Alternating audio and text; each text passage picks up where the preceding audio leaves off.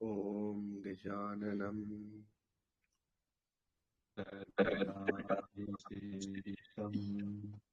भूतगणाधिसेवितं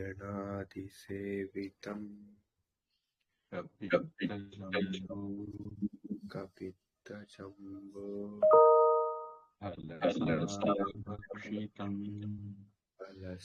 फलसारभक्षितम् उमासुतं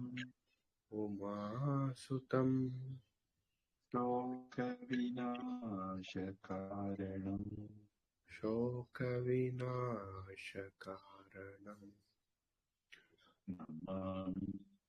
नमामि विघ्नेश्वरपादपङ्कजम्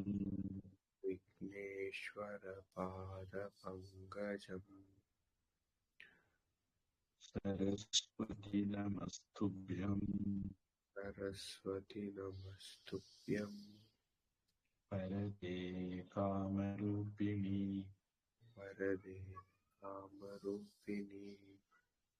विद्यारम्भं करिष्यामि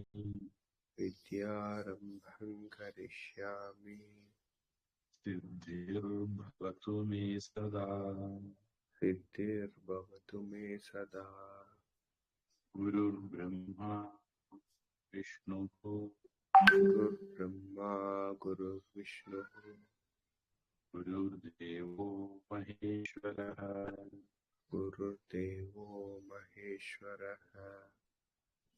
साक्षात् परं ब्रह्म तस्मै श्री गुरवे नमः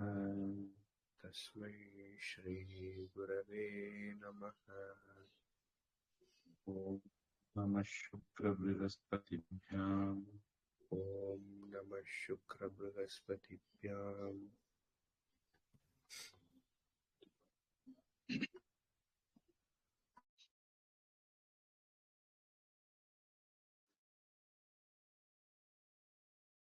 தொண்ணூறாவது வகுப்பு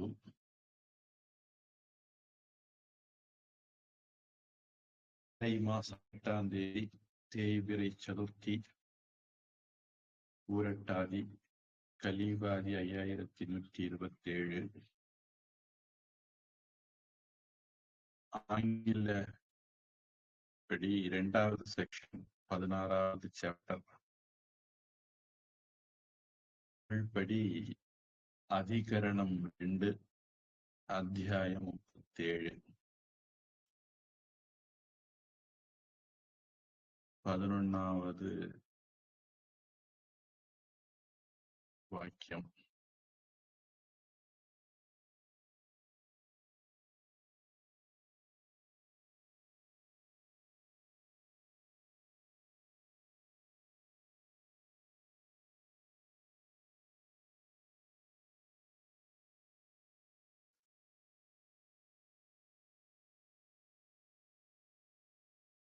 காம்பல்ஸ் அல்லது வித்தல் வாங்கல் பத்தி பார்த்துட்டு இருக்கோம். வாணிகம் அப்படின்னு சொல்லுவாங்க.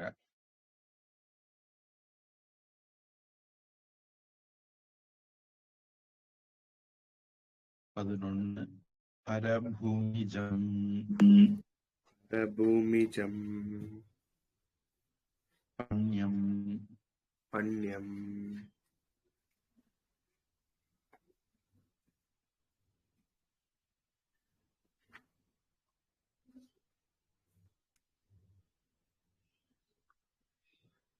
கேட்டுச்சா சாமி? நான் சொன்னது பண்யம் கேட்டது. அப்புறம் நான் சொன்னது உங்களுக்கு கேட்கல நினைக்கிறேன். அனுக்கிரகேண ஆவாஹயேத்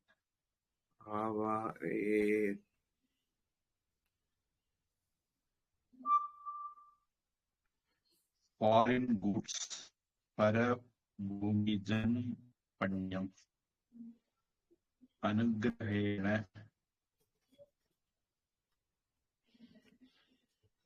வித் கிரேஸ், எந்த பிரச்சனையும் இல்லாமன்னு எடுத்துக்கலாம். ஆவாகையேத் இம்போர்ட், இது எனக்கு இங்கிலீஷ்.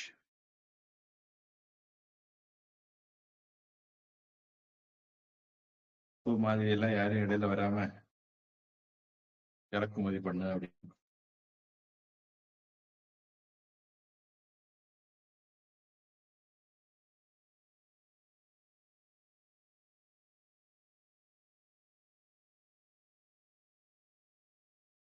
ஆங்கிலம்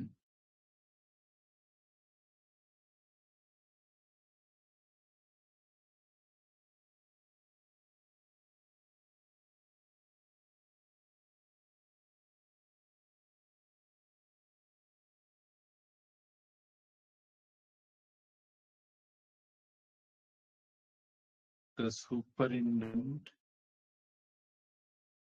shall show favor to those who import foreign merchandise.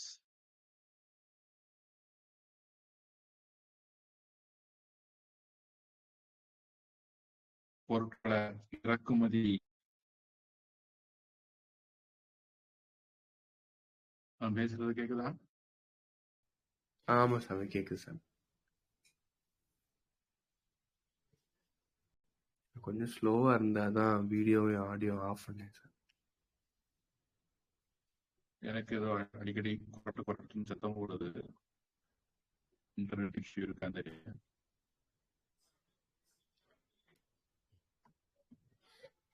வெளிநாட்டுல இருந்து இறக்குமதி ஆகிறத அவங்களுக்கு ஃபேவர் பண்ணணும் அப்படிங்கிறது இங்கிலீஷ்.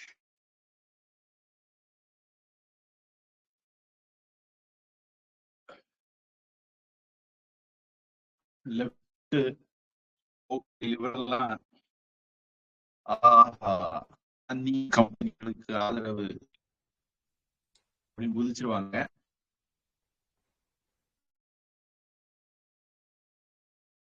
பொதுவா வெளிநாட்டுல இருந்து நாம இறக்குமதி பண்றோம் அப்படின்னு நம்ம நாட்டுல அது இல்ல, தட்டு அந்த மாதிரி காரணங்கள் இருக்கும். அப்படி வெளிநாட்டுல இருந்து வந்தால்தான் கொள்ளையடிச்சவங்களை சரி பண்ண முடியும். வாஜ்பாயுடைய காலத்துல வெங்காய விலையும் உருளைக்கிழங்கு விலையும் ஏற்படுச்சுன்னு வாஜ்பாய்க்கு வச்சுக்குவாங்க. அவர் வெளிநாட்டுல இருந்து இறக்குமதி பண்ணி கட்டுக்குள்ள ஒருவேளை அந்த தடவை கவிழாம இருந்தாலும் அப்படின்னு சொல்லுவாங்க.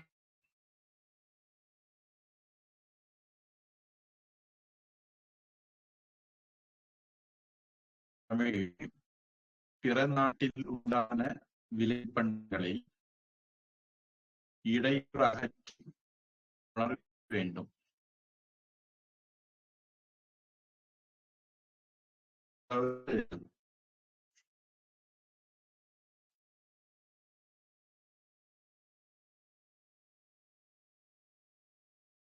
இடையூறு அப்படிங்கிறது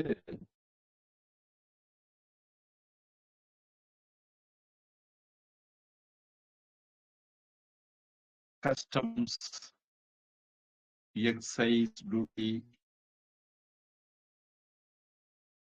அப்புறம் டிரான்ஸ்போர்டேஷன், லாஜிஸ்டிக்ஸ்ல பிரச்சனை இருக்கும். அந்த காலத்தை பொறுத்த வரைக்கும் நம்ம ஊருக்குள்ள நுழையிறதுக்கு விடணும், வெளிய காடு கடந்து வரணும், அதுல இருக்கிறவங்க விடணும். நீ டெமோக்ரசி, அரசியல்வாதிகள் அந்த வியாதிகளும் கமிஷன் அடிக்கணும்னு பார்க்கும். இந்த மாதிரி எல்லாம் பலவிதமான இடைஞ்சல்கள் இம்போர்ட்ல இருக்கும். இது மாதிரிப்பட்ட எதுவானாலும் அந்த பிசினஸ் பண்றவங்களுக்கு அந்த பிசினஸ் ஸ்மூத்தா இருக்கும்படியாக பார்த்துக்கணும். Government has no business in business அப்படின்னு டயலாக் அடிச்சு அரசாங்கமாக்கும். ஆனா அது பிசினஸ்ல இருக்குது அப்படின்னு பிசினஸ்காக பண்றாங்க. அந்த மாதிரி இல்லாம பிசினஸ்காரங்களை சுத்தமா பிசினஸ் பண்ண விடணும். அவங்க ஏதாவது சௌகரியம் எல்லாம் பண்ணிக்கணும் அப்படின்னு சாணக்கியர் சொல்றாரு. அப்பதான் வியாபாரம் பிசினஸ் செழிக்கும். பிசினஸ் செழிச்சா அது இன்டைரக்டா பொதுமக்களுக்கு சிட்டிசனுக்கு உதவியா உங்க தமிழ் என்ன சொல்லுது? பிற நாடுகளில் இருந்து இறக்குமதி சரக்குகளை கொண்டு வரும் வியாபாரிகளுக்கு வழியில் கிராம நகர அதிகாரிகள், காட்டு அதிகாரிகள், மன்னருக்கு நெருக்கமானவர்கள் இவர்களால் எந்த தொந்தரவும் ஏற்படாமல் பார்த்து கொள்ள வேண்டும். இது சூப்பர்வைசருக்கு வேலை, அதாவது மினிஸ்டர் வேலை.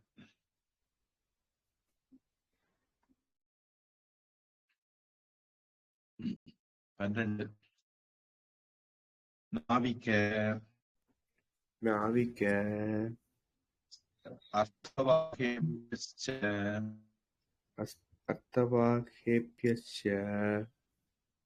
பரிஹாரம் ஆயதிக்மம்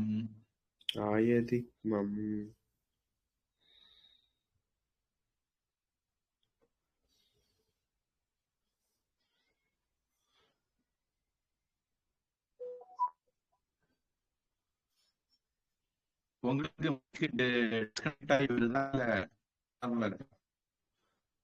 சாமி வாய்ஸ் பிரேக் ஆகி தான் வருது சாமி.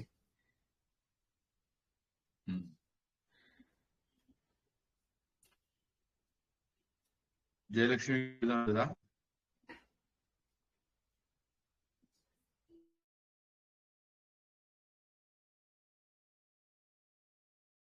இப்ப கேக்குதானே? இப்ப கொஞ்சம் பரவாயில்ல மாதிரி இருக்கு சாமி.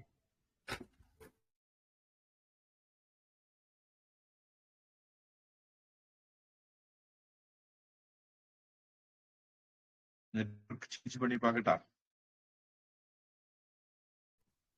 சரி சார்.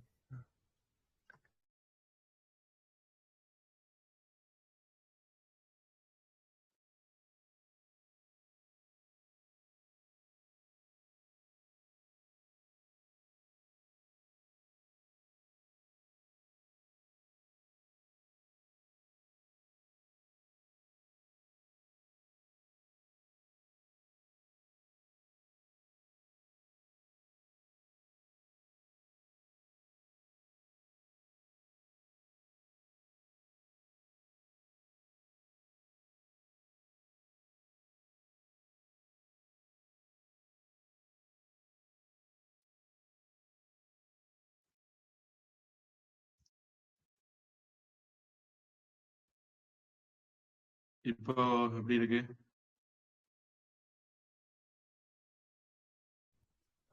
பரவாயில்லாத மாதிரி இருக்கு சாமி. நாவிக்க சார்த்தவாகேப்யஸ்ச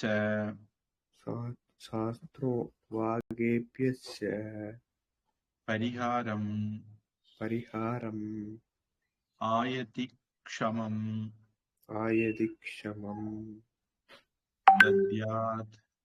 தத்யாத். பொதுவா வெளிநாட்டுல இருந்து வருதுன்னா கப்பல்ல வரும். கடல் கடந்த வாணிகம். இந்த காலத்துல ஏரோப்ளேன்லயும் வரலாம், நில வழியாகவும் வரலாம். அப்படி அத டிரான்ஸ்போர்டேஷனுக்கு உதவுறவங்களுக்கு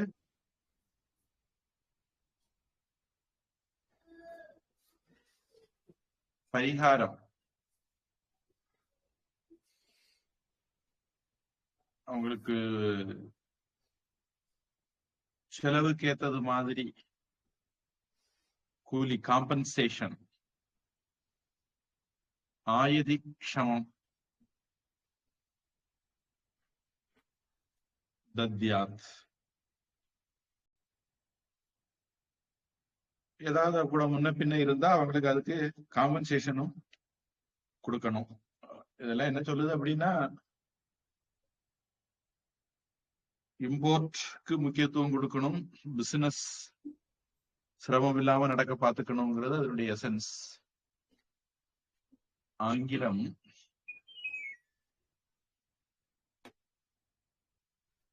mariners and merchants who import foreign merchandise shall be favored with remission of the trade taxes so that they may derive some profit.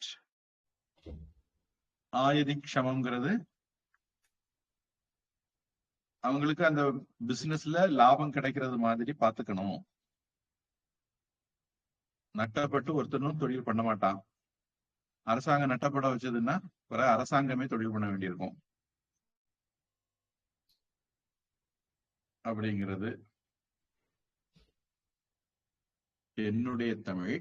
ஓடக்காரர்களுக்கும் வணிகர்களுக்கும் எதிர்காலத்திற்கேற்ப குறை நீக்கம் கொடுத்தல் வேண்டும். எதிர்காலத்துக்கு ஏற்பன்னா நம்ம இப்ப நடந்துக்கிற முறையில ஃபியூச்சர்லயும் அவங்க நல்லா பிசினஸ் பண்றது. எதிர்காலத்தில் தனக்கு இடையூறு நேரா வண்ணம் அப்படின்னு சொல்லியிருக்காங்க. அதாவது இவங்களால ஃபியூச்சர்ல நமக்கு தொந்தரவு வரக்கூடாது, அப்படி அவங்கள நல்லா கவனிச்சுக்கணும். நம்ம ஒரு லேட்டஸ்ட் பாஷையில சொன்னா நல்லா கவனிச்சுக்கணும். குறை நீக்கம், குறை நீக்கத்தின் இயல்பை 22ஆம் அத்தியாயத்தில் காண்க. இது பத்தி ஏற்கனவே 22ல பேசியாச்சு. நம்ம 37ல இருக்கிறோம் அப்படிங்கிறாரு தமிழ். உங்க தமிழ். படகுகள் முதலானவற்றில் சரக்குகளை கொண்டு வரும் வணிகர்களுக்கும் கூட்டமாக வரும் வணிகர்களுக்கும் அவர்களுக்கான செலவு பரிகாரத் தொகை (ஊக்கத்தொகை) கொடுக்க வேண்டும். இன்சென்டிவ் கொடுக்கணும்னு சொல்லிட்டாங்க. இங்க இன்சென்டிவ் கொடுத்தா உடனே அம்பானி அதானி சூட் பூட் கி சர்க்கார் அப்படின்னு சில கோமாளிகள் கூவ ஆரம்பிச்சிருவாங்க. அவங்களெல்லாம் அர்த்தசாஸ்திரம் படிக்க வைக்கணும்.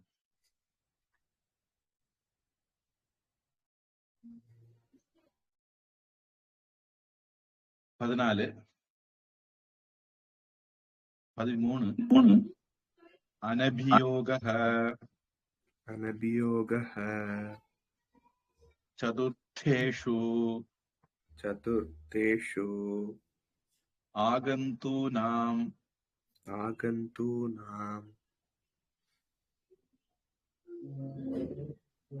அந்யத்ர சப்யா உபகாரிப்யः. இதுல ஒரே வார்த்தையா இருந்தா சப்யா உபகாரிப்யः, சேர்த்து படிச்சா உபகாரிப்யः, இல்ல பிரிச்சால் சப்யாக உபகாரிப்யः அப்படின்னு வரும்.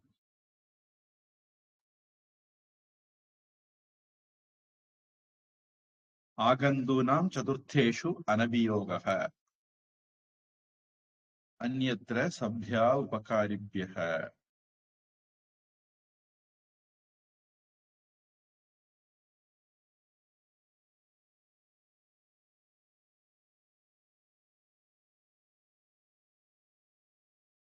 ஆகந்தூனாம் வந்தவங்களுக்கு,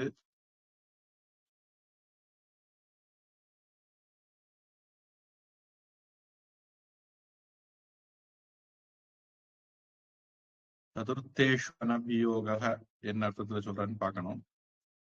अन्यत्र other than சப்யா உபகாரிபியக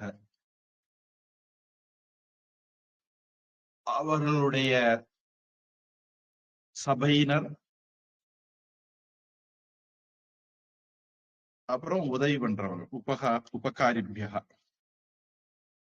ஆங்கிலம் ஃபாரினர்ஸ் இம்போர்ட்டிங் மெர்கண்டைஸ். இதுவரைக்கும் பார்த்தது, அதுக்கு முன்னாடி இப்ப பார்த்தது நம்ம ஊர்ல இருந்து வெளிநாட்டு பொருளை இறக்குமதி பண்ணா. இப்ப வெளிநாட்டுக்காரன் இங்க கொண்டு வந்தான்னா, பழைய காலத்துல யவனர்கள், கிரேக்கர்கள் அவங்க கொண்டு வந்து நம்ம நாட்டுல வித்துட்டு நம்ம நாட்டு பொருளை வாங்கிட்டு போவாங்க. நம்ம அவங்க நாட்டுக்கு நம்ம நாட்டு பொருளை கொண்டு போய் கொடுத்துக்கிட்டு அவங்க நாட்டு பொருளை வாங்கிட்டு வருவோம். முதல்ல நம்ம நாட்டுக்காரங்க வெளிநாட்டுக்கு பொருட்களை கொண்டு வரதை பத்தி பேசினாங்க. இப்போ வெளிநாட்டுக்காரங்க அவங்க நாட்டு பொருட்களை கொண்டு வர்றது. Foreigners importing merchandise shall be exempted from being sued for debts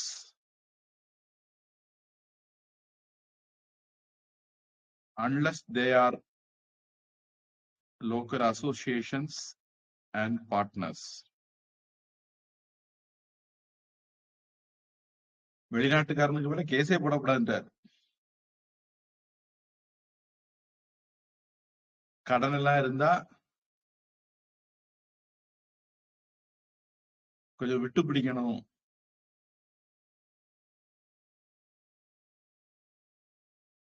உள்ளுக்குள்ள பிசினஸ் பார்ட்னர் டைப் வச்சிருந்தாங்கன்னா கேஸ் போட்டுக்கலாம், கடனை வசூலிக்கலாம். இல்லைன்னா கருணை காட்டணும்னு சொல்றாரு. அவர் என்ன இன்டென்ஷன்ல சொல்றாருன்னு தெரியல. தமிழ் வேற்று நாட்டிலிருந்து வந்தவர்களுக்கு பொருள் வழக்கின்மையை ஏற்படுத்தல் வேண்டும். பொருள் வழக்கின்மைனா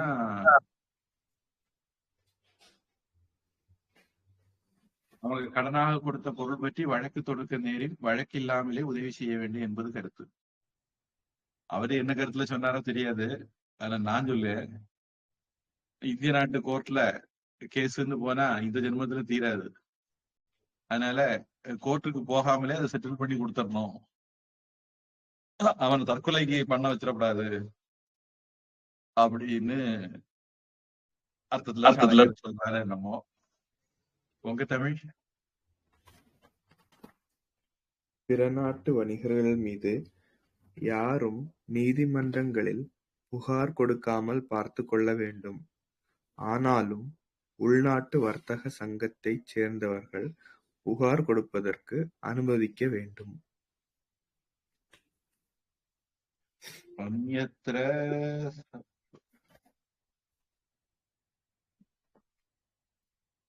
நான் படிச்சதுல ஒரு தப்பு பண்ணிருக்கேன். திருப்பி சம்ஸ்கிருதம் படிக்கிறேன்.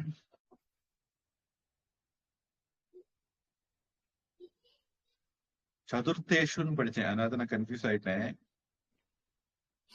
அனபியோக ச அர்த்தேஷு.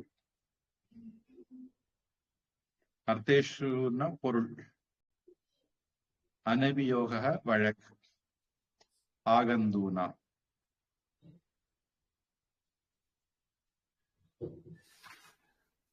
அங்க சப்யாக உபகாரிபியக அப்படிங்கிறது உள்நாட்டு சங்கத்துல இருந்து கேஸ் போட்டா அதை கண்டுக்கணும் அப்படின்னு சொல்ல மாதிரி சொல்லியிருக்கு.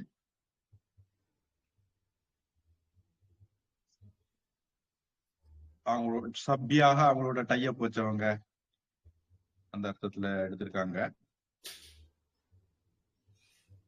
சரி. 14 பண்ய அதிஷ்டாதாரஹ. பண்ய அதிஷ்டாதாரஹ பண்யமூல்யம் பண்யமூல்யம் ஏகமுகம் ஏகமுகம் காஷ்ட துரோண்யாம் காஷ்ட துரோண்யாம் ஏக சித்ர அபிதானாயாம் ஏக சித்ர அபிதானாயாம் நிதத்யுஹு निदद्युः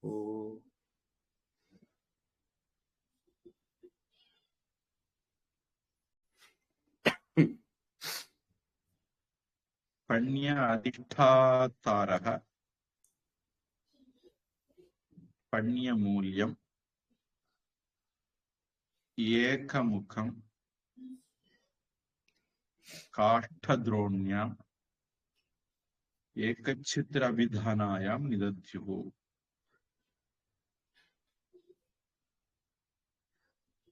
அந்த பொருட்களை வச்சிருக்கிறவங்க பண்ய அதிஷ்டாதாரக,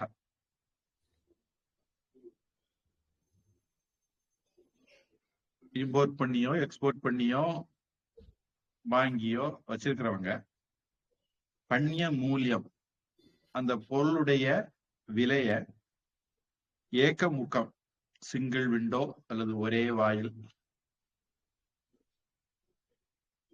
காஷ்ட துரோண்யம், காஷ்டம்னா மரம், துரோணினா பாத்திரம்னு வச்சுக்கோம், ஒரு திறப்புள்ள பாத்திரம். அதாவது இது ஒரு விதமான உண்டியல் மாதிரி வச்சுங்க. உண்டியலுக்கு நம்ம பைசா போடுறதுக்கு ஒரு வழி இருக்கும், ஒரு வழிதான் இருக்கும். அந்த காலத்துல உண்டியல் ஒண்ணு வச்சிருப்பாங்க. அப்புறம் அதுல ஈக்குச்சி போட்டு ஆத்திர அவசரத்துக்கு ஒரு பைசாவா எடுப்பாங்க.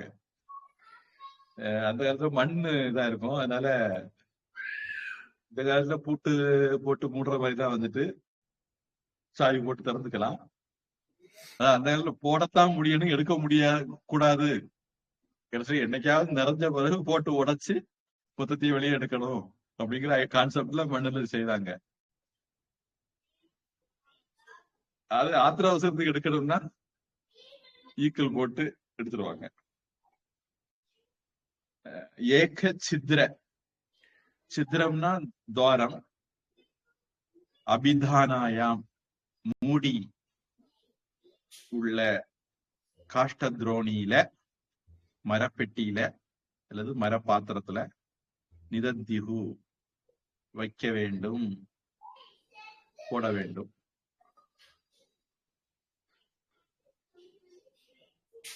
அது அவங்களுடைய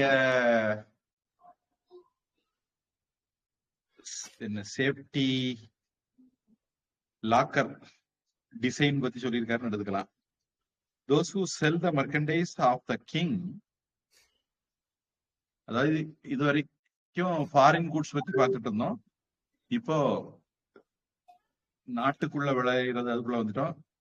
ராஜாவுடைய பொருள் shall invariably put their sale proceeds in a wooden box kept in a fixed place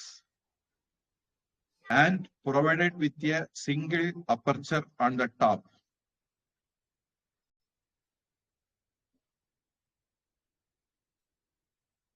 இதுல ஏக முகம்ங்கிறது ஒரு குறிப்பிட்ட இடத்துல இருக்கிறதுன்னு எடுத்துக்கணும். ஏக சித்திரம் அப்படிங்கிறது ஒரு துவாரம் உள்ளது அப்படின்னு எடுத்துக்கணும். அப்படி ரெண்டு டிஸ்கிரிப்ஷன் வருது. என்னுடைய தமிழ் பண்டங்களை விற்போர், அதாவது பண்டங்கள்னா இந்த இடத்துல அரசனுடையது. அப்பண்டங்களை விற்று பெற்ற பொருளை ஒரே துளையுடைய மூடி அமைந்த மரப்பேழையில் ஒருவன் முகமாக வைத்தல் வேண்டும். அதனுடைய சிக்னிபிகன்ஸ் என்னன்னு தெரியல. சொல்லுங்க, இது படிங்க. அரசாங்க சரக்குகளை விற்கும் அதிகாரிகள் விற்று வந்த பணத்தை ஒரே துவாரம் கொண்ட மூடியுள்ள மரப்பெட்டியில் வைக்க வேண்டும். 15 अन्नश्च अष्टमे भागे पण्य अध्यक्षस्य अर्पयेयुः इदं विक्रीतम् इदं शेषम् இதி. இதி. மேல உள்ளது இதையும் கம்பைன் பண்ணா நான் என்ன சொல்லுவேன்னா, ஒரு பொருளுடைய அடக்க விலை அப்படிம்பாங்க, அதனுடைய காஸ்ட், அப்புறம் அதனுடைய லாபம், ரெண்டும் சேர்ந்துதான் விக்கிற விலையா இருக்கும். அந்த அடக்க விலைய விக்க விக்க பெட்டிக்குள்ள போட்டுட்டே இருக்கணும், லாபத்தை மட்டும் தான் கையில வச்சுக்கணும். மேல சொன்ன பெட்டி அந்த பொருளுடைய அடக்க விலை, அதுக்கு இங்கிலீஷ்ல என்ன சொல்லுவாங்க தெரியல, காஸ்ட்னு சொன்னா சரியா இருக்கும்னு நினைக்கிறேன்.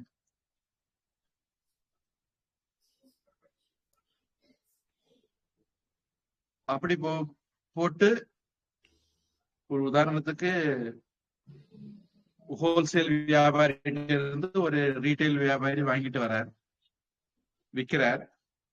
அந்த பொருளுடைய அடக்க விலையை அவரு பெட்டியில போட்டுறார், லாபத்தை மட்டும் அவர் வச்சுக்கிறார். திருப்பி அஷ்டமே பாகை, பகலுடைய 8வது பகுதி. இந்த 8வது பகுதினா என்ன அப்படிங்கிற டீட்டெயில் நம்ம ரொம்ப முன்னாடி பார்த்திருக்கிறோம். சாணக்கியர் ஒரு நாளை பல பாகமா பிரிச்சு எந்தெந்த நேரத்துல என்னென்ன பண்ணணும்னு சொல்லியிருக்காரு. பகலுடைய 8வது பாகம் சாயந்தரம், காலையில பிசினஸ் தொடங்குது, சாயந்தரம் முடியுது. சாயந்தரம் யார்கிட்ட இருந்து கொள்முதல் பண்ணாலோ அந்த ஆள்கிட்ட கொண்டு அந்த பெட்டிய கணக்கு வழக்க ஒப்படைச்சிடணும். உங்ககிட்ட நான் இவ்வளவு பொருள் வாங்கினேன், அதுக்கான இவ்வளவு ரூபாய். அப்புறம் விற்காத பொருள் இருந்தா, மீதி பொருள் இது இந்த இருக்கு, உங்களுக்கு வாங்கின பொருளுக்கு விலைய நான் தந்துட்டேன், மீதிய பொருளாவே தந்துட்டேன், அந்த மாதிரி சொல்லி ஒப்படைச்சிடணும். அன்னன்னைக்குள்ள கணக்கு அன்னன்னைக்கு செட்டில் பண்ணி, கடன் கணக்கு அடுத்த மாசம் சொல்லு, 6 மாசம் கழிச்சு சொல்லு, இப்படி எல்லாம் பிசினஸ் போச்சுன்னா பிறகு ஃப்ராடு தான் நடக்கும். அது அதனுடைய சிக்னிபிகன்ஸா இருக்கலாம். ஆங்கிலம். During the 8th part of the day, they shall submit to the superintendent the sale report, saying, this much has been sold and this much remains. They shall also hand over the weights. அது நம்ம இன்னும் படிக்கலைன்னு நினைக்கிறேன்,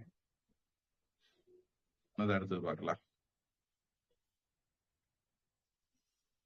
கணக்கு வழக்க கொடுத்து, பணத்தையும் கொடுத்து, விற்காத பொருள் இருந்தா அந்த விற்காத பொருளையும் கொடுத்து அன்னன்னைக்கு கணக்கு செட்டில் பண்ணிடணும். என்னுடைய தமிழ். நாடினது 8ஆங்கூற்றில், 8ஆங்கூர் என்பது பண்டங்களை விற்றற்குரிய காலத்தின் இறுதியை குறிக்கும். என்ன பொறுத்த வரைக்கும் சாயந்தரம் பிசினஸ் க்ளோஸ் பண்ண பிறகு விலைப்படு பண்ட தலைவனிடத்தில் இத்துணை விற்றது, இத்துணை எஞ்சியது, விற்கப்படாமல் எஞ்சிய பண்டம் என கூறி கொடுத்தல் வேண்டும். வித்த பொருளுக்கு பணத்தை கொடுத்துருவாங்க, விற்காதத பொருளா கொடுத்துருவாங்க, அப்படி புரிஞ்சுக்கணும். உங்க தமிழ். சரக்கு விற்பவர்கள் மாலையில் வந்து அதிகாரியிடம் இது விற்றது, இது மீதி என்று சொல்லி ஒப்படைத்து விட வேண்டும். கணக்கு வழக்கு கொடுத்தா மட்டும் போராது, இங்க முன்னாடி வந்திருக்கு என்னென்ன வாங்கிட்டு போகணும், யார்கிட்ட இருந்து வாங்கிட்டு போகணும்னு ஒரு கணக்கு சொல்லியிருக்காரு. அதனுடைய கண்டினியூஷனா இதை சொல்றாங்கன்னு எடுத்துக்கணும். 16 துலா மான பாண்டம் ச, துலா மான பாண்டம் ச அர்ப்பயேயுஹு, அர்ப்பயேயுஹு. துலா வேயிங் மிஷின், பேலன்ஸ். பேலன்ஸ் சொன்னா கன்ஃபியூஸ் ஆயிடும், அதனால வேயிங் மிஷின் வச்சுப்போம். மேல பேலன்ஸ் கொடுத்துக்கிட்டு வேயிங் மிஷின் அந்த ஆள்கிட்ட இருந்து வாங்கியிருப்பாங்க, அதை திருப்பி கொடுத்துடணும். மெஷர்மெண்ட், மான பாண்டம்னா மெஷர்மெண்ட், அதாவது லிட்டர் அந்த மாதிரி இது வாங்கியிருப்பாங்க. அதையும் திருப்பி கொடுத்துடணும். அதாவது பொருளையும் அவங்ககிட்ட இருந்தா வாங்கணும், ஸ்கேல் அல்லது வெயிங் மெஷின் அவங்ககிட்ட இருந்தா வாங்கணும், அல்லது மெஷர்மெண்ட்டுக்குரிய எதுவானாலும் அதெல்லாம் அவங்ககிட்ட இருந்தா வாங்கணும். எல்லாம் அந்த ஹோல்சேல் ஆளுதான் எல்லாம் ப்ரொவைட் பண்ணணும். திருப்பி சாயந்தரம் ரீட்டைல் சேல்ஸ் முடிஞ்ச பிறகு திருப்பி கொண்டு எல்லாத்தையும் ஒப்படைச்சிடணும். அப்ப இவங்க ஒவ்வொருத்தரும் வேயிங் மிஷினு, ஸ்கேல் எல்லாம் வாங்க வேண்டிய செலவெல்லாம் இல்லை. இவங்க கள்ளத்தனமும் பண்ண முடியாது. இவனுக்கு இஷ்டத்துக்கு ஒரு இதை வச்சு அவகிட்ட 1 கிலோ வாங்கிட்டு வந்து நம்ம ரேஷன் திராவிட மாடல் ரேஷன் கடையில விற்கிறது மாதிரி ஜனங்களுக்கு 900 800 போட்டுக்கிட்டு அதுல கொஞ்சத்தை லவட்டிக்கிட்டு அப்புறம் அரசாங்கத்துக்கிட்ட எல்லாம் வித்தாச்சு அப்படின்னு கணக்காட்டி இவன் கள்ள மார்க்கெட்ல வித்து அந்த வேலையெல்லாம் நடக்கக்கூடாது. அதனால இப்படி ஒரு ப்ரொடெக்ஷன் மெக்கானிசம் வச்சிருக்கலாம்.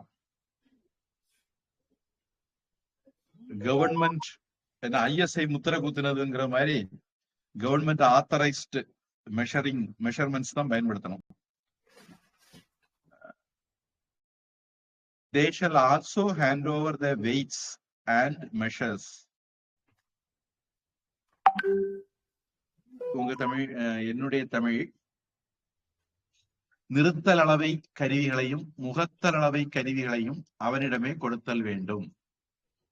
உங்க தமிழ், அளக்கும் சாதனங்களையும் எடை போடும் சாதனங்களையும் கூட ஒப்படைத்து விட வேண்டும்.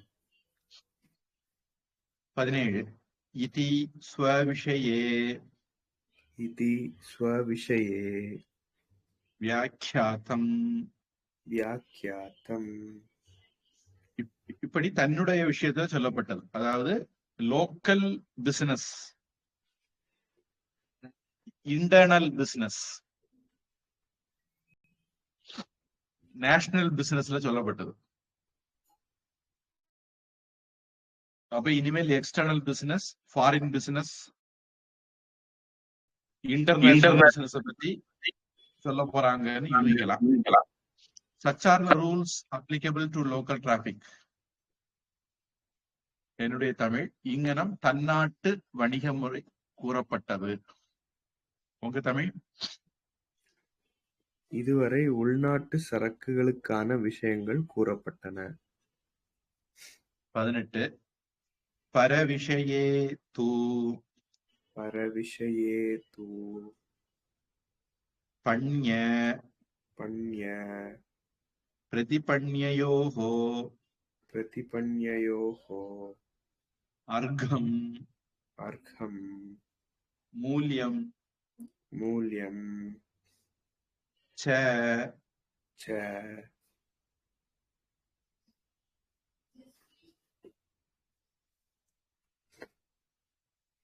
சரியா எழுதியிருக்காங்கன்னு நம்பி படிக்கேன். ஆகமைய ஆகமைய சுல்க சுல்க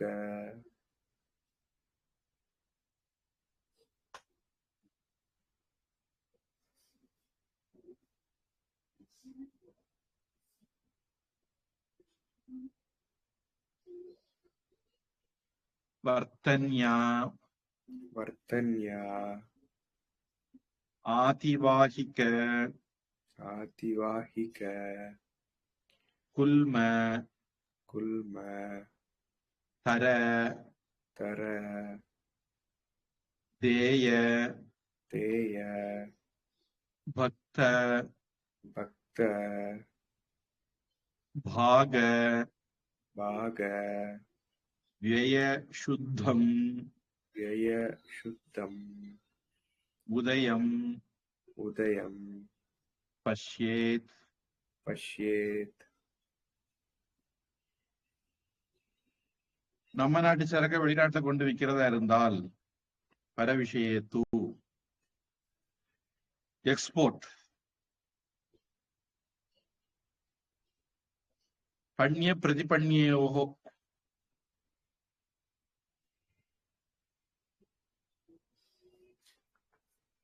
நம்ம ஒரு பொருள் பதிலுக்கு நாம வாங்குற பொருள் பண்ட மாற்றில நடக்குதுன்னு வச்சுக்குவோம். அர்க்கம் அதனுடைய காஸ்ட்,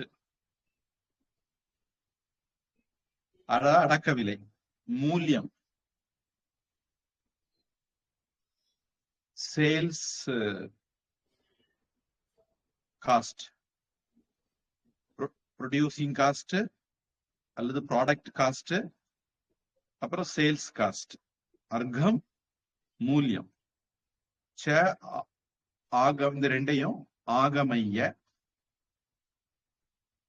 கணக்கு போட்டு அப்படின்னு எடுத்துக்கலாம்.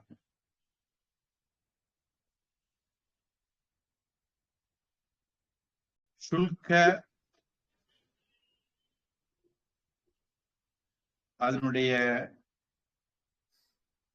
வரி எவ்வளவு வரும், வர்த்தன்யா வழிச்செலவு எவ்வளவு வரும், ஆதிவாகி அதுல 2 S போட்டிருக்கனால அதான் நான் ஆத்தின்னு படிக்கிறேன். ஆதிவாகிக்க கூட வரக்கூடியவங்க, அதாவது அந்த டிரான்ஸ்போர்டேஷனுக்கு நமக்கு உதவுறவங்க. அது கழுத, குதிரையா, எரும மாடா இருக்கலாம், மனிதர்களா இருக்கலாம். ஆதிவாகிக்க, குல்ம காடு, தர ஆறு, தேய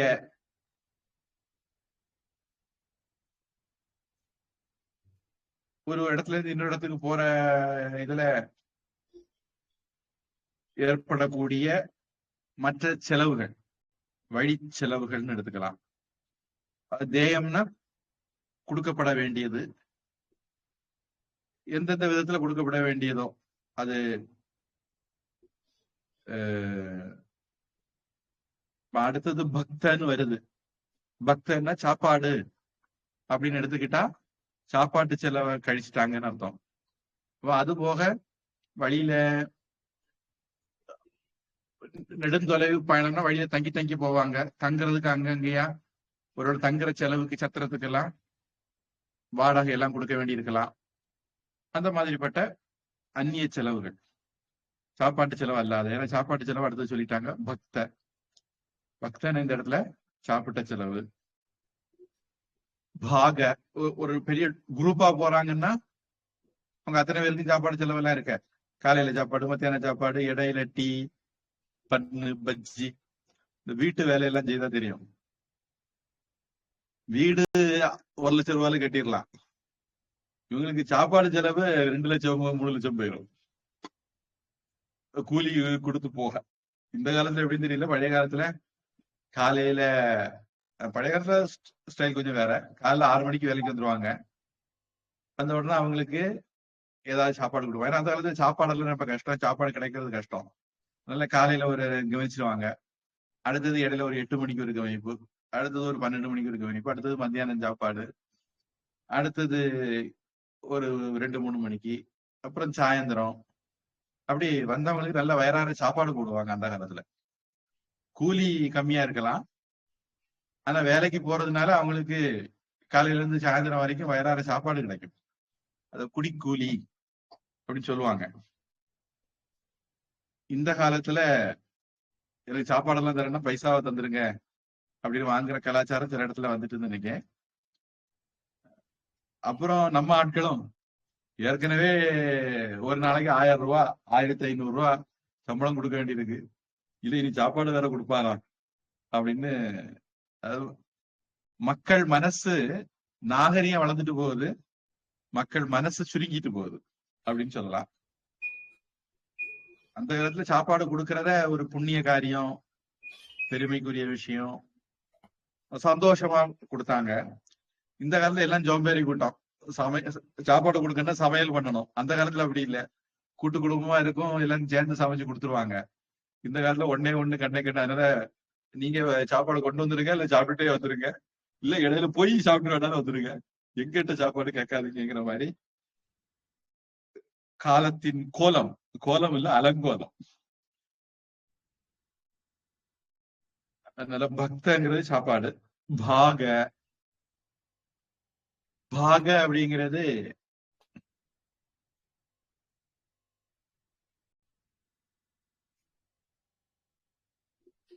பாக விய சுத்தம். வியம்னா செலவு, சுத்தம்னா இந்த இடத்துல நம்ம துல்லியமா அப்படின்னு எடுத்துக்கலாம்.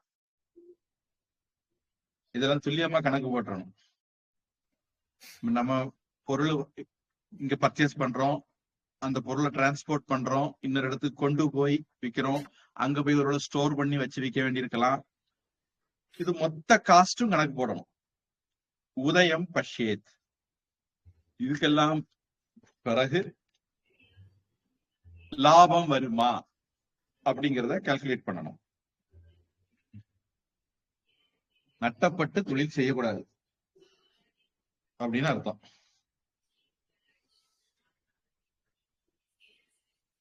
As regards the sale of the king's merchandise in foreign countries, having ascertained the value of local produce as compared with that of foreign produce. நம்ம ஊர்ல வாழைக்காய் ₹1, அமெரிக்காவில வாழைக்காய் 50 பைசான்னா இங்க இருந்து வாழைக்காய் கொண்டு போனா விக்குமா? 50 பைசா வாங்குறேன், நம்ம கிட்ட ₹1 வாங்குவானா? வாங்க மாட்டான். He has to consider whether any local produce can be profitably bartered for any foreign produce. நம்ம பொருளை கொடுத்துக்கிட்டு அவன் பொருளை வாங்க முடியுமா, அந்த மாதிரி பண்டமாற்று முறை பண்ண முடியுமான்னு பார்க்கணும். Then he may send 1/4 of his valuable merchandise through safe roads to different markets on land. அதெல்லாம் கணக்கு போட்டுக்கிட்டு 1/4 பங்கு பொருளை முதல்ல அனுப்பணும். பாதுகாப்பான பத்திரமான வழியா வேற வேற மார்க்கெட்டுக்கு அனுப்பணும்.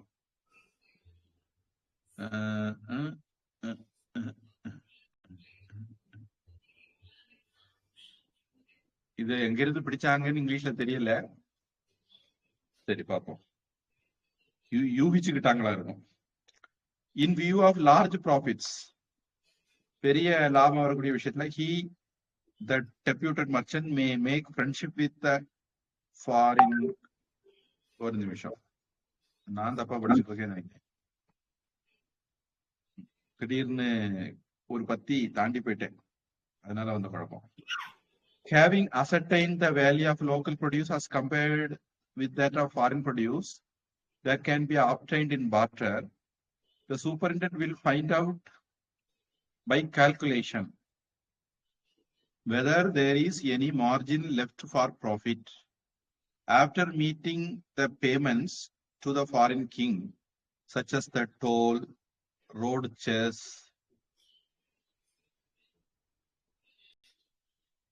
சுல்கா, வர்த்தனி. அது வர்த்தன்யான்னு படிச்சேன் நினைக்கிறேன். சுல்க வர்த்தனி ஆதிவாகிக, வர்த்தன்யாதிவாகிக.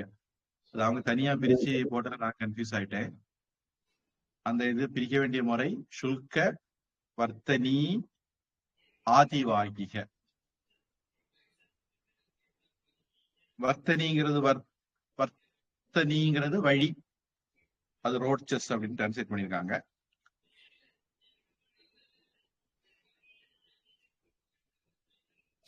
கன்வேயன்ஸ் செஸ் ஆதிவாகிகா, அதாவது transportation charge. Tax payable at military stations. குல்மதேய, இங்க என்ன பண்ணிட்டாங்க, குல்ம தர தேய, அத ஒரு வார்த்தையா எடுத்து குல்மதேய. ஃபெரி சார்ஜஸ் தரதேய. தரங்கிறது கடத்துறது, டிரான்ஸ்போர்டேஷன், ஓடம் மூலமா அப்படிங்கிற மாதிரி அர்த்தம் எடுத்திருக்காங்க. அதாவது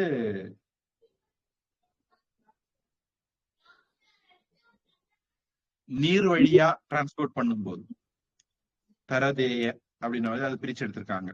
குல்மதேய தரதேய சேர்ந்து குல்ம தரதேய. Subsistence to the merchant and his followers. அத பக்த அப்படின்னு எடுத்திருக்காங்க. இங்க பக்தங்கிறது கடவுள் பக்தன், தேசபக்தன் அந்த மாதிரி அர்த்தம் எடுத்து இங்கிலீஷ்ல சொல்லியிருக்காங்க. அவருடைய ஃபாலோவர்ஸ் அப்படின்னு. And the portion of merchandise payable to the foreign king. அது பாக அப்படிங்கிறதுக்கு அர்த்தம் எடுத்திருக்காங்க. வேய சுத்தம்ங்கிறது இதுக்கெல்லாம் ஆகக்கூடிய செலவை துல்லியமா கணக்கு போட்டு லாபம் ப்ராஃபிட் மார்ஜின் இருக்கான்னு பார்த்து அதுக்கப்புறம் எல்லாம் முடிவு பண்ணணும் வியாபாரத்தை பத்தின்னு சொல்லாம சொல்ற அர்த்தம். என்னுடைய தமிழ், பிற நாட்டில் எனின் விற்கும் பொருள் கொள்ளும் பொருள். விற்கும் பொருள்னா தன்னாட்டில் விளைவது, கொள்ளும் பொருள்னா அந்த நாட்டுல விளைஞ்சது. இவற்றின் பெருமானத்தையும், பெருமானம் என்பது பண்டமாற்றில் ஆராய்தற்குரிய குறை ஒப்பு மிகுதி. நம்ம ஒரு கிலோ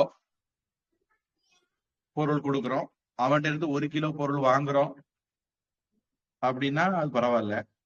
அல்லது நம்ம விலை கூடின 1 கிலோ பொருளை கொடுக்குறோம், அவங்கிட்ட விலை குறைஞ்ச 100 கிலோ பொருளை வாங்குறோம், அந்த மாதிரி கணக்குகள். விலையையும் தெரிந்து கொண்டு சுங்கம், வழி என்கிறது பண்டங்களை கொண்டு செல்வதற்கும் கொணதற்கும் வழியில் எல்லை காவலனுக்கு கொடுக்கப்படும் பொருட்செலவை குறிக்கும். அங்கங்க செக்யூரிட்டிஸ் இருப்பாங்க. நம்ம ஊர்ல சொல்றதா இருந்தா டோல்கேட் மாதிரியான ஒரு அமைப்பு.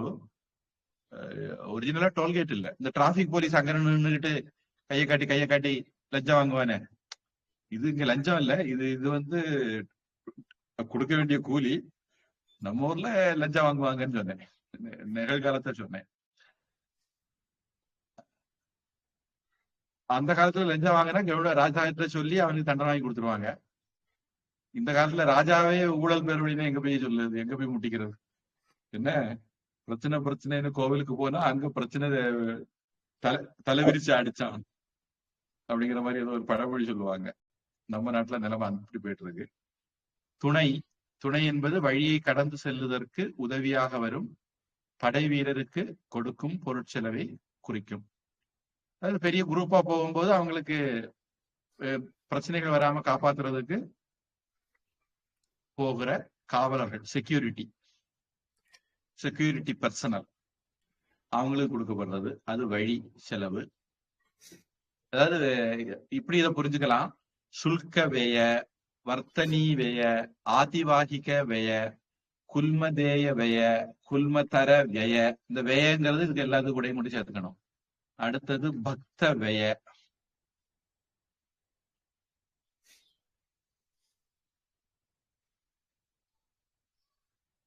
வழி, வர்த்தனி, துணை, ஆதிவாகிக, காடு. இந்த தமிழ் மொழிக்குள்ள இது காடுன்னு வந்திருக்குது. காடு அப்படிங்கிறது காடு காவலனுக்கு கொடுக்கப்படுவது.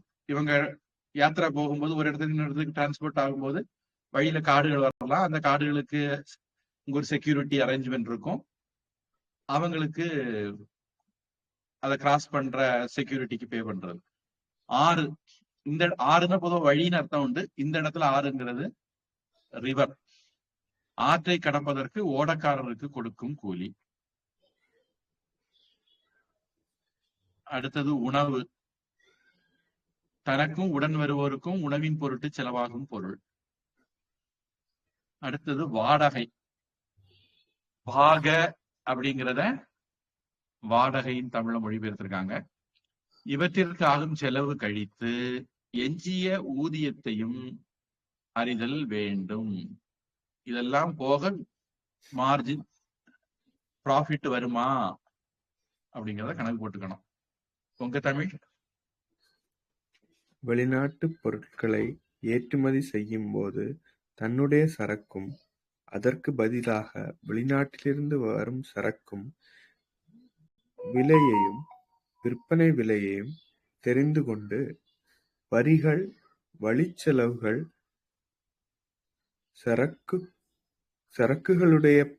சரக்குகளுடன் பயணம் செல்லும் பாதுகாவலருக்கான செலவுகள், அங்கே செலுத்த வேண்டிய சுங்க வரிகள், ஆறுகள் முதலானவற்றைக் கடக்கும்போது கொடுக்க வேண்டிய பணம்,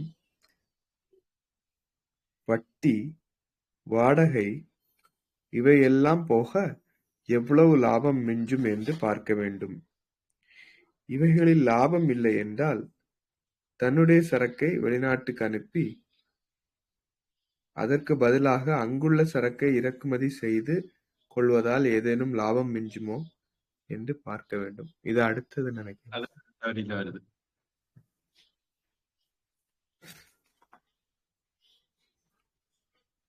அசத்யுதயே அசதி உதயே அசதி உதயே.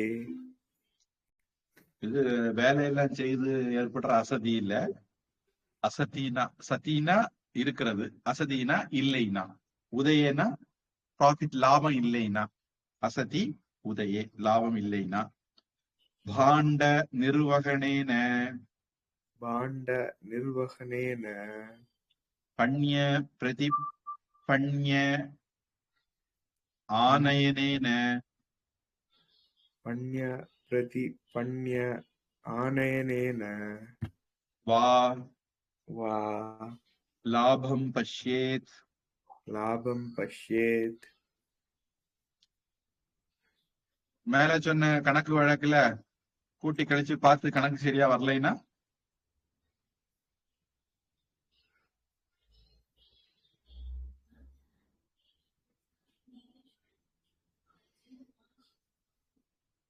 நம்ம பொருளை கொடுத்து அவங்க பொருளை வாங்கி, அவங்க நாட்டுல கிடைக்காத பொருள் ஜீரகம், இஞ்சி, நல்ல மிளகு, கிராம்பு இது அவன்கிட்ட கொடுக்கணும். அவங்ககிட்ட இருந்து தங்கம், வெள்ளி அதை வாங்கிட்டு வந்துடணும். இப்படி லாபம் பார்த்துக்கணும் அப்படிங்கிற துவனி.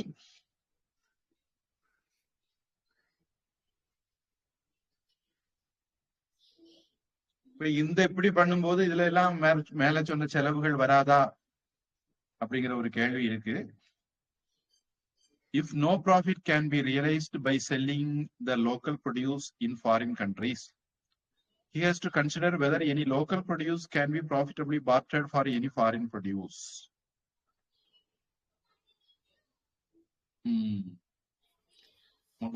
என்னுடைய தமிழ், ஊதியமில்லா வழி பண்டங்களை உய்த்தலாலாதல் பண்டமாற்றுதலாலாதல் அவ்வூதியத்தை காண்டல் வேண்டும். எப்படியோ நீ லாபத்துக்கு வியாபாரம் பார்த்தரணும், அது உன் திறமையில இருக்கு அப்படின்ட்டாரு. உங்க தமிழ்? இவ்வகையில் லாபம் இல்லை என்றால் தன்னுடைய சரக்கை வெளிநாட்டிற்கு அனுப்பி அதற்கு பதிலாக அங்குள்ள சரக்கை இறக்குமதி செய்து கொள்வதால் ஏதேனும் லாபம் மிஞ்சுமா என்று பார்க்க வேண்டும்.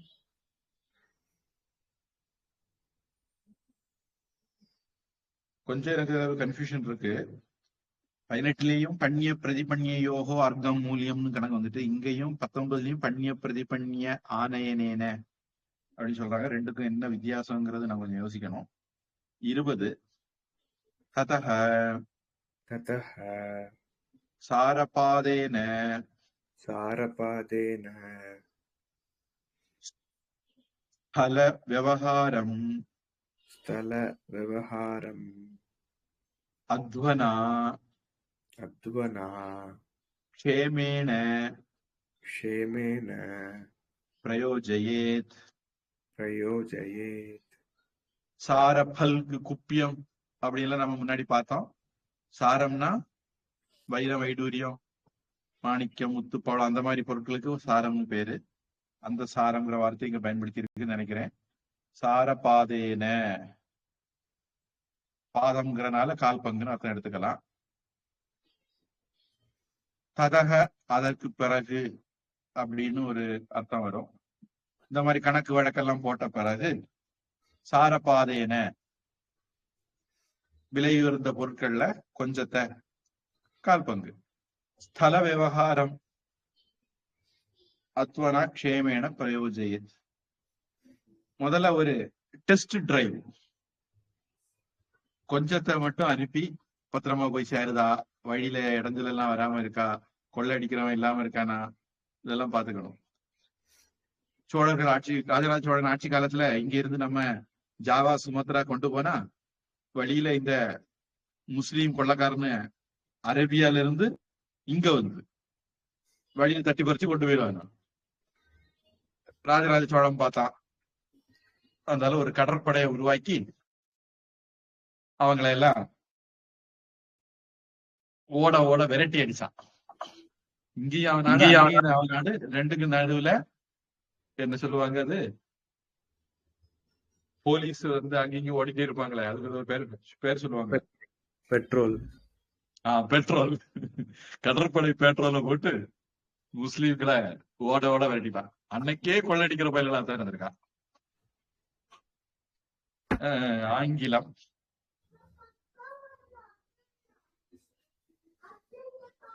கடல்புறான்னு ஒரு நாவல். அதுல இந்த அரேபிய கடற்கொள்ளைக்காரர்களை, அந்த கடல்புறாங்கிறது ஒரு கப்பலுக்கு பேரு. நம்ம விக்ராந்த் எல்லாம் இன்னைக்கு சொல்லுவோம்ல, அது மாதிரி அந்த புஸ்தகத்துல வரக்கூடிய ஒரு கப்பலுக்கு பேரு கடல்புறா. இந்த கடல்புறா வந்து கடல்ல ரோந்து வந்துகிட்டே இருக்கும், பெட்ரோல் வந்துகிட்டே இருக்கும். எங்கேயாவது எவனாவது கொள்ளக்காரன் வந்தான்னா உடனே போய் போட்டு தள்ளிடும். அந்த மாதிரி ஒரு ஸ்பெஷல் டிசைன் கப்பல் அது. தேவைப்பட்டா எதிரி நாட்டோட சண்டையும் போடும். அந்த மாதிரி சாண்டிலியன் எழுதின கடல் புறான்னு ஒரு புஸ்தகம் இருக்கு. அதுல இந்த அரேபிய கடல் கொள்ளக்காரங்களை பத்தி வருது.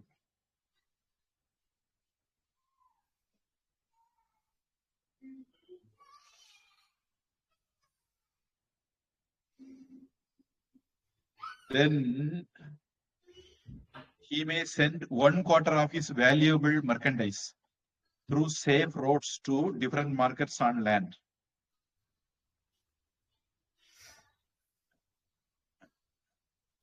இது ஒரு ஒரு வெள்ளோட்டம்னு சொல்லுவாங்க, ஒரு ட்ரையல் ரன் அப்படின்னு சொல்லலாம்.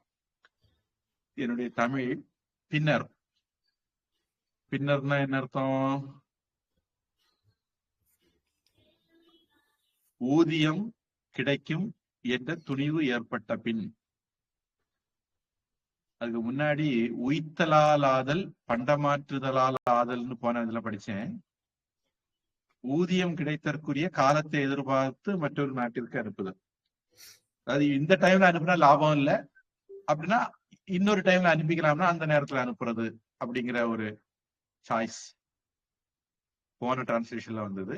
இப்போ இதுல வந்து ப்ராஃபிட் கிடைக்கும்னு கண்டுபிடிச்ச பிறகு ஊதியத்தின் 4 கூறு செலவிட்டு ப்ராஃபிட்ல 4 பங்கை செலவிடணும் அப்படின்னு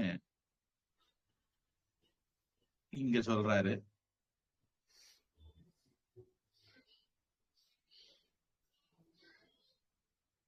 சாரபாதேன அப்படிங்கிறது சம்ஸ்கிருதம். இவங்க அதை எப்படி யூகிச்சாங்கன்னு தெரியல. இவங்க சொல்றாங்க ப்ராஃபிட்ல 4 பங்கு, அதாவது எக்ஸ்பெக்டட் ப்ராஃபிட், அதுல 4 பங்கு செலவிட்டுன்னு போட்டிருக்காங்க. இடையூறு இல்லாத நில வழியாக சென்று, இடையூறுனா டேஞ்சர்ஸ், ஆறலை போர், குறை கொள்வோர் முதலியோரால் நேருவது. அந்த காலத்துல கள்ளமாறு, கொள்ளக்காரமாறு, இந்த மாதிரி கூட்டம்லாம் உண்டு. அவங்களை எல்லாம் டீல் பண்ணணும். அதுதான் இங்க டேஞ்சர்ஸ் சொல்லியிருக்கு. இடையூறு இல்லாத நில வழியாக சென்று சேஃபஸ்ட் ரூட் வழியா போகணும் அப்படிங்கிறாங்க. வாணிகன் செய்தல் வேண்டும். உங்க தமிழ் என்ன சொல்லுது? லாபம் மிஞ்சும் என்றால் எவ்வளவு லாபம் கிட்டும் என்று தோன்றுகிறதோ அதில் 1/4 பங்கு சரக்கை வாங்கிக் கொள்ள வேண்டும். அபாயங்களற்ற வழியில் வியாபாரப் பயணங்கள் நடத்தப்பட வேண்டும்.